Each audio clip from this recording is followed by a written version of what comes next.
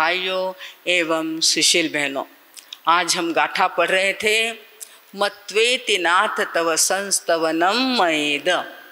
आज की गाथा अत्यंत ऐसी महत्वपूर्ण गाथा है क्योंकि इसी में भक्तामर स्तोत्र का प्रारंभ हो रहा है, श्री गणेशाय हो रहा है। वो क्या कह रहे हैं, प्रभु अब मैं आरंभ कर ही देता हूँ। 7 गाथा के अंदर उन्होंने बहुत कहा, अल्प बुद्धि हूँ मैं, छोटे बालक जैसा हूँ, मुझ में कुछ भी नहीं है, परंतु मेरी भक्ति बहुत ज़्यादा आगे बढ़ती जा रही है। इस भक्ति के कारण अब मैं चुप नहीं रह सकता। तनु धी आपी, धी यानी बुद्धि, धी यानी बुद्धि, तनु यानी छोटी, थोड़ी, अल्प बुद्धि। मेरी अल्प बुद्धि होने के बावजूद हे प्रभु अब मैंने मान लिया है कि मुझे भक्ति के सिवा कुछ भी नहीं करना है।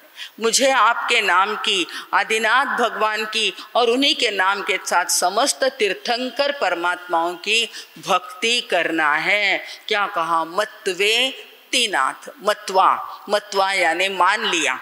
मैंने मान लिया जो पहले बातें कही हैं, जो अर्थ बुद्धि, अर्थार्थ बुद्धि थी मेरी स्वार्थ बुद्धि, मेरी अल्पश्रुतम, अल्प बुद्धि, सब कुछ है मेरे में, सारे दोष भरे हुए हैं। परंतु मैं जैसे काले काले अंधकार को नष्ट करने वाला सूरज होता है, सूरज पूरा नहीं, एक किरण भी आ जाए तो अंधेरा क्या हो जाता है, गायब हो जाता है। ऐसे मेरे भी कर्मों का आवरण है, अंधकार है, वो क्या होने वाला है, नष्ट होने वाला है। ऐसा मानकर मत्वेति, मत्वा इति संस्कृत भाषा है, इसमें कहा मत्वा यानी मानकर, ज्ञातवा अगर आता तो जानकर, और मतवा यानी मानकर।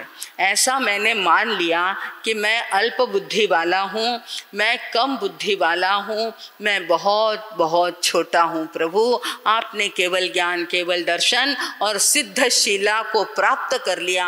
आप इतने महान और मैं इतना छोटा हूँ। इन बातों को मैंने क्या कर लिया है, मान लिया है। मतवा, मतवा यानी क्या कर लिया, इति यानी यह, मत्वा इति नाथ। क्या शब्द आया, किताबें हैं आपके हाथ में, मंगल स्मरण लिया है, उसमें देखिए पहली गाथा, इस गाथा की पहली लाइन में मत्वेति नाथ तव संस्तवनम मयेद।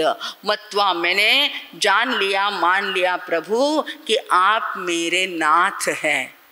सबसे महत्वपूर्ण शब्द अगर है तो वो कौन सा है, नाथ है, क्योंकि अब हम अनाथ नहीं हैं।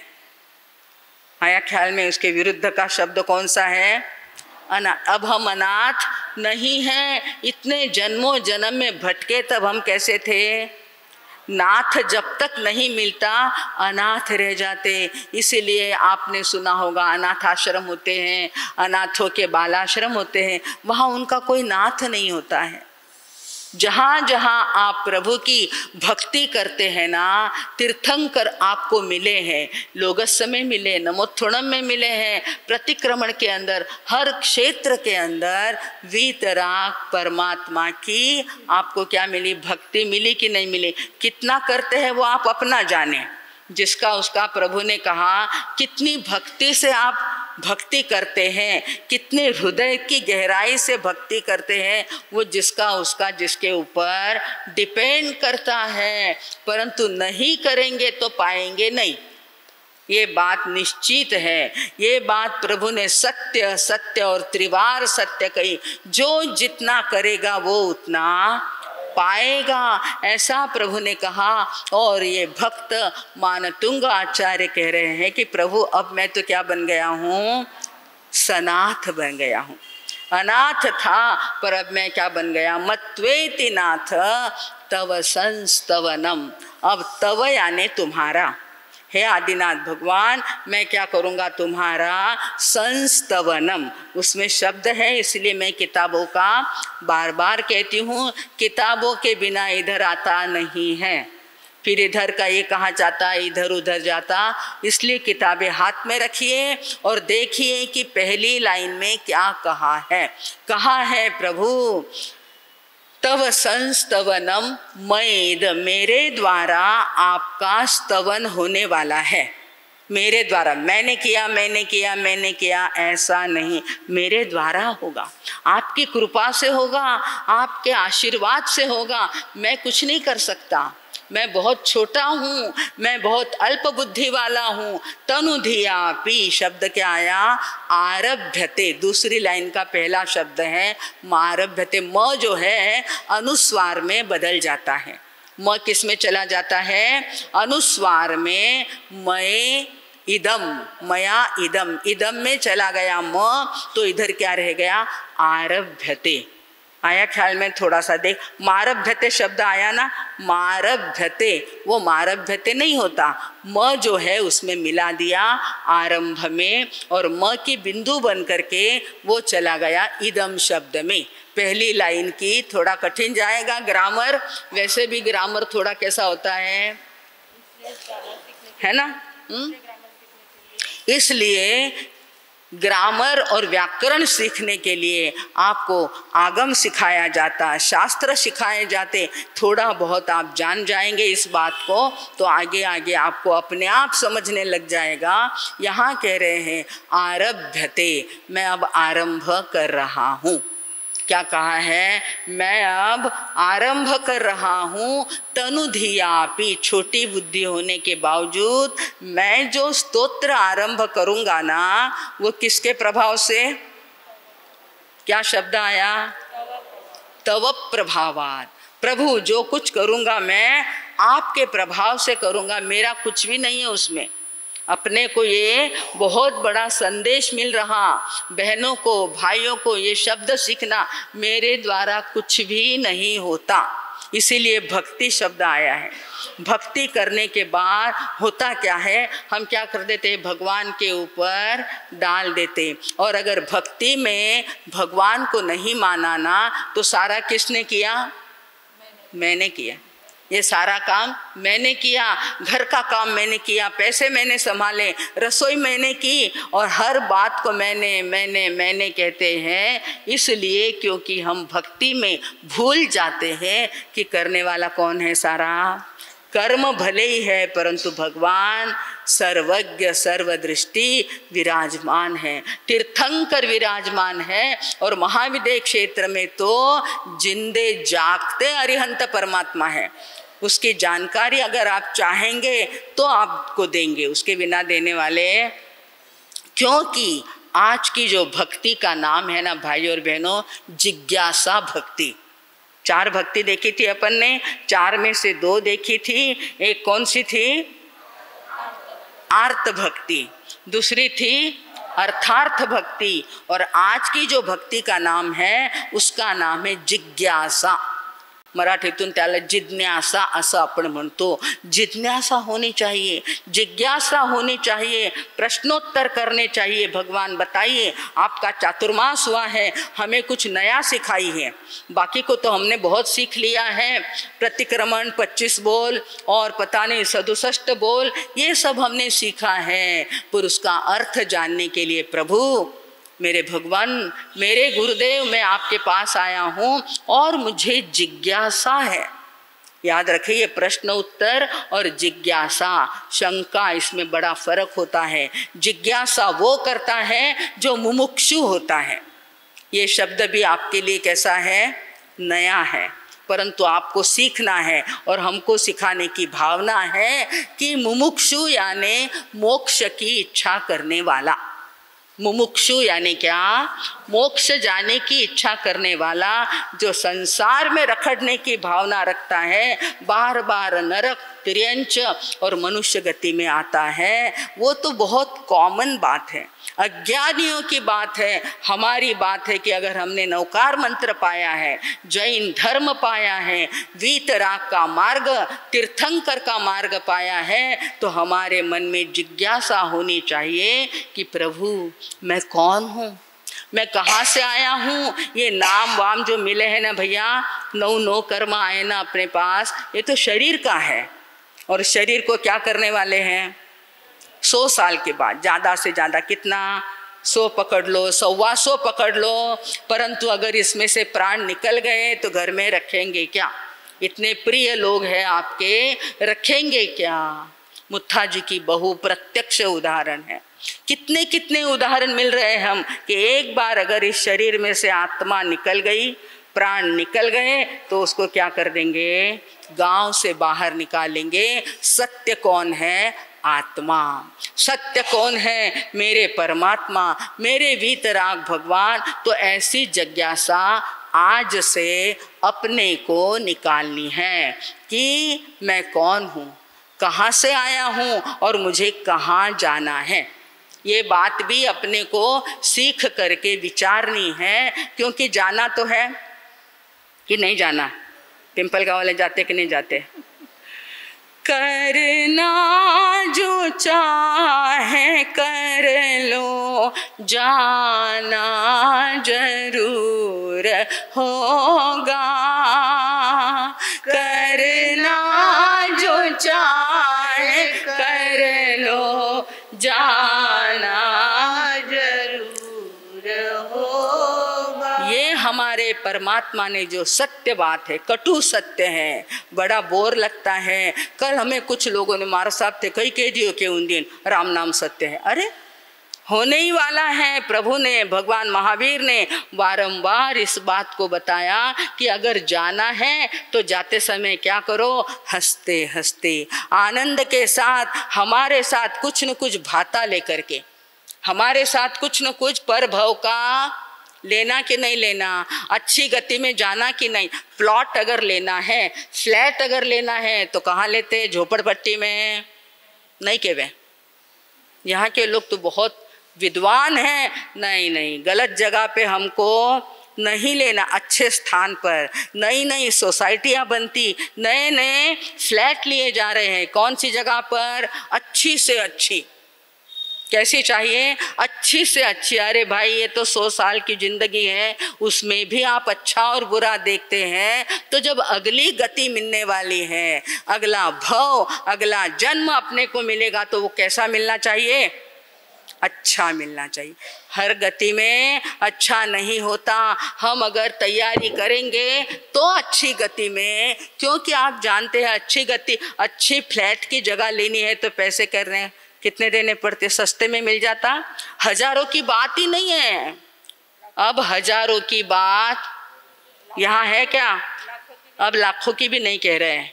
अनुभव की बात लोग आके बताते हैं, महाराज साहब 60-70 लाख तो ऐसे ही भरने पड़ते हैं। और अगर आप नासिक देवलाली में जाओ ना तो 2 करोड़, 2.5 करोड़, 1 करोड़ ऐसे मिलते फ्लैट रहने के लिए। मिट्टी के है वो, परंतु फिर भी कितने लगते हैं? 1-1 करोड़ से ऊपर चले जाते हैं। तो पैसा तो चुकाना पड़ता है। यहाँ की बात आप स्वीकार करते हैं कि भले ही उतने लग जाए, पर मुझे लेना अच्छी जगह है। प्रभु कहते हैं अगर तू यहाँ खर्चा करने को तैयार है तो वहाँ का खर्चा क्यों नहीं देखता? वहाँ भी तुझे क्या करना है? धर्म ध्यान करके, भक्ति भावना करके, मैं कौन हूँ, मुझे कहाँ जाना है, इस बात को अपने दिल में स्थान करके, और अब तुझे आगे वाली गति सुधारनी है। ऐसी बात हमारे भगवान महावीर स्वामी और आदिनाथ भगवान कहते हैं कि तुझे अब कौन सी भक्ति करना है? जिज्ञासा भक्ति। कौन सी भक्ति है? हूँ कोण छू क्या थी थयो, शू स्वरूप छे मारू खरू, कोणा संबंधे वलगणा छे राखू के परिहरू। बड़ा सुंदर गाथा है। श्रीमद् राजचंद्र जी ने, जो कृपाणु देव कहलाते हैं, इसकी भी जानकारी आपको देना बहुत जरूरी है। कृपालु देव श्रीमद् राजचंद्र जी ने इतना सुंदर आत्मसिद्धि के शास्त्र को लिखा है। 115 गाथा का जो आत्मसिद्धि, 142 गाथा की जो आत्म सिद्धि है, सीखने जैसी है, उसमें एक गाथा ये आती है। ये श्लोक आता है कि गुजराती लोग इतने इतने समझदार कैसे हो गए, क्योंकि उनको नींव में ही, प्रारंभ से ही ये पढ़ाया जाता है, हूँ कौन छू, क्या थी थयो, शू स्वरूप छे मारू खरू, कोणा संबंधे वलगणा छे, राखू के ए परिहरू। क्या रखना है मुझे, किस बात को प्रायोरिटी देना है। उस दिन हमने प्रवचन ही उसके ऊपर लिया था कि प्रधानता किस बात को देनी है। भाई और बहनों, बहुत कुछ सुनने जैसा और कहने जैसा है। अभी अपने को यहाँ पर सिर्फ देखना है जिज्ञासा भक्ति। मेरे मन में हमारे जो शास्त्र है ना, वो जिज्ञासा और समाधान इसी से भरे हुए हैं। गौतम स्वामी की जिज्ञासा थी, जम्बू स्वामी की जिज्ञासा थी, सुधर्मा स्वामी ने जवाब दिए हैं और उसके कारण शास्त्र तैयार हुए हैं। किसके कारण? प्रश्न और उत्तर चले, जिज्ञासा। और हमारी जयंती के प्रश्न कितने हैं साहब? इतना बड़ा भगवती सूत्र, इतना बड़ा हमारा आचारांग सूत्र, उत्तराध्ययन सूत्र, कई अध्ययन उसके अंदर ऐसे हैं जिसके अंदर क्या आते हैं? सवाल जवाब, प्रश्न उत्तर, जिज्ञासा समाधान। पर देखेंगे ना तब पता चलेगा, है ना। देखे बिना सिर्फ फेरने से कुछ नहीं होता। फेर लेते हैं, उत्तराध्ययन फेर लिया, सुख विपाक फेर लिया, अणुत्तरमाई और नंदी सूत्र फेर लिया, ऐसा नहीं। हमारे महासती जी आपको समझाने का प्रयत्न करते हैं, एक एक अर्थ समझाते कि क्या लिखा है उस आगम के अंदर और क्या लिखा है शास्त्र के अंदर। और हम अब इस समय में आपको बताते हैं कि क्या लिखा है भक्तामर स्तोत्र के अंदर। तो आज की गाथा में कहा है, आरभ्यते, मैं प्रारंभ करता हूँ, तनुधियापि तव, आपके प्रभाव से हे परमात्मा मैं ये स्तोत्र लिखने का प्रारंभ कर रहा हूँ। और फिर क्या कहा, बड़ा कॉन्फिडेंस है उनको अपनी भक्ति का। मानतुंगाचार्य जी को बड़ा कॉन्फिडेंस है। वो क्या कहते हैं, मैं जो ये स्तोत्र बना रहा हूँ वो निश्चित रूप से हमारे आने वाली पीढ़ी को और जो सज्जन लोग हैं उनके चित्त को आकर्षित करने वाला बनेगा। कॉन्फिडेंस से कह दिया, ये कैसा बनेगा? चित्त हरण करने वाला। क्या लिखा? चेतो हरिष्यति, चित्त का हरण। जब जब करते हैं ना भक्तामर की भक्ति, चित्त उसमें लग जाता है, रममाण हो जाता है। अभी भी आप लोग जो यहाँ पे आए हैं ना, आपकी भावना आपको लाई है कि नहीं, कई तरी सुनो, पल्ला में कई तरी पड़ी, मने भी सीखनो, मने भी थोड़ो आगे बढ़नो है, ऐसा जो लगता है। मानतुंगाचार्य कह रहे हैं, चेतो हरिष्यति सताम, उसके आगे उदाहरण दिया। मैंने कहा था आपको आगे के 2 लाइन में क्या आता है, उन्होंने यहाँ पर उदाहरण दिया, नलिनी दलेशु, कमल पुष्प, बड़ा सुंदर कमल का पुष्प खिला हुआ है और उस कमल के फूल के ऊपर जो उसके पत्ते हैं ना, उसके पान, उसके ऊपर सवेरे सवेरे के 4 से 5 बजे के क्या पड़ जाते हैं? दव बिंदु, ओस बिंदु पड़ जाते हैं। इधर ओस बिंदु पड़ते हैं, उधर सूरज की किरणें। कभी निकलो, घूमने के लिए निकलो सवेरे सवेरे, और प्रभात का अगर आप एक फेरी लगाएंगे, देखेंगे उस पुष्प के पत्ते के ऊपर जो बिंदु पड़ते हैं ना, ओस बिंदु, और उस पर अगर सूरज की किरण पड़ती है ना सवेरे सवेरे की, कैसा लगता है? मोती जैसे लगते। कैसे लगते हैं? है वो उद बिंदु, उद ननूद बिंदु, ननु यानी छोटा सा, निश्चय से, और उद यानी उदक कहते हैं ना अपन, उद यानी पानी। और वो पानी की जो बूंद है किस पे पड़ी है? नलिनी दलेशु, नलिनी यानी कमल, कमल के दल के ऊपर वो पड़ा है। मुक्ता फल, मुक्त यानी मोती, मुक्ता यानी मोती फल, मुक्ता फल यानी मोती जैसा। द्युतिम उपैति, द्युति यानी प्रकाश, द्युति यानी प्रकाश को प्राप्त करता है। कौन? वो सादा पानी का बिंदु जो है वो प्रकाश को प्राप्त करता है। किसके कारण? उस कमल पत्र के ऊपर उसने संपर्क करके उसके ऊपर बैठा है तो उसकी चमक कैसे बन गई? मोती जैसे बन गई। यहाँ कवि कहते हैं मैं प्रभु ये स्तोत्र बना रहा हूँ तो आपके प्रभाव से, वहाँ पर कमल पत्र का प्रभाव बताया और इस गाथा में आदिनाथ भगवान का, तीर्थंकर का प्रभाव बताया है। मेरा जो स्तोत्र है ना वो भी कैसे बन जाएगा? मोती के फल जैसा। मुक्ता फल द्युतिम उपैति, यानी प्राप्त होगा। किसके कारण? आपके कारण। मैं अब स्तोत्र प्रारंभ कर ही देता हूँ, मुझे अब स्तोत्र की शुरुआत कर ही लेनी है, ऐसा उसके अंदर कहा है। बड़ा प्यारा उदाहरण। आज हमारे दूसरी बात आपको जाते जाते बताएं कि कमल पुष्प का उदाहरण हर एक कथा के अंदर आता है। क्यों आता है? कमल जो है कीचड़ में उगता है ना? तालाब है, नदी है, उसके अंदर उगता है और उमलने के बाद वो उस कीचड़ से चिपकता है क्या? निकालो तो कैसा निकलता है? चिपकता। कमल जो है, कमल की उपमा क्यों दी गई है कि उगता तो कीचड़ के अंदर, पर वहां पर कीचड़ उसको लगता। हम रहते हैं संसार के अंदर, परंतु संसार हमको चिपकना, बोलो ना, चाहिए। अगर कीचड़ चिपक जाए ना मीनाबाई, चिपके मत रहो, धन संपत्ति में रहो, पर मेरा मेरा कहोगे, समय कब आएगा कुछ कह नहीं सकते। अलग निकलो, उससे अलिप्त हो जाओ, चिपके मत रहो। आया है पर जाने वाला है। क्या बात को ध्यान में लो, इतनी सी बात है, बात बड़ी छोटी है। वहीं रहकर आप आराधना कर सकते हैं। आपके पास जो संपत्ति, जो धन, जो यौवन और जो सामग्री है वो संसार के कीचड़ के समान है। उसमें आपकी आत्मा का कमल खिल गया है। अब उस कमल को कीचड़ में फंसने मत दो, ये हमारे तीर्थंकर भगवान कहते हैं। ऐसा उपदेश आज हमने आपको कहा है। तो अब अपन चलते मराठी गाथा के सामने राजू भैया ने लिख दिया है। अब अपन मराठी अनुवाद देखते हैं ताकि पक्का समझ में आ जाए। समझ में तो आ जाए, आचरण में भी आ जाए। आए बात।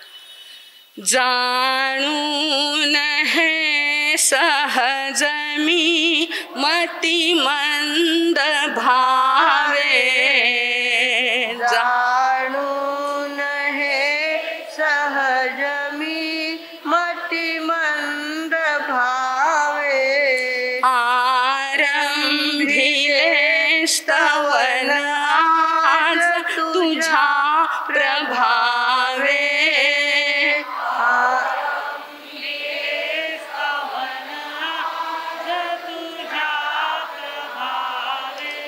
वारी म्हणजे पाणी। तो वारी बिंदू सहसा नलिनी दलस्थ, तो वारी बिंदु सहसा नलिनी दलस्थ, भासून मौक्तिक हरिल समस्त चित्त,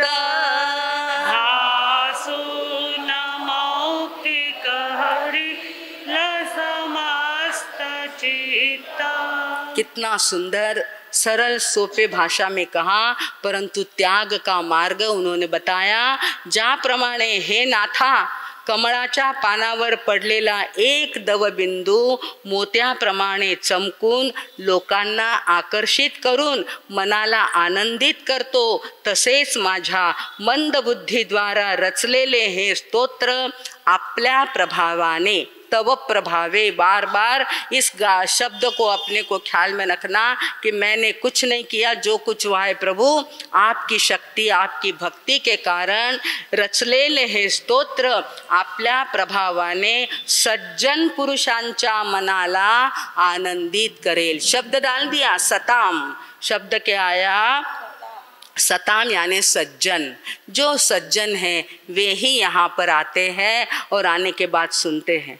आप ही को हमारे आचार्य ने कह दिया है, मानतुंगाचार्य ने, कि किनको ये स्तोत्र अच्छा लगेगा, जो सज्जन है। सताम पुरुष जो है वो गाथा के अंदर क्या कहा उन्होंने, मत्वेति नाथ तव संस्तवनम चेतो हरिष्यति सताम। सज्जन पुरुष जो इसको सुनेंगे, समझेंगे, आचरण में लाएंगे तो निश्चित रूप से भव सागर से क्या हो जाएंगे, पार हो जाएंगे।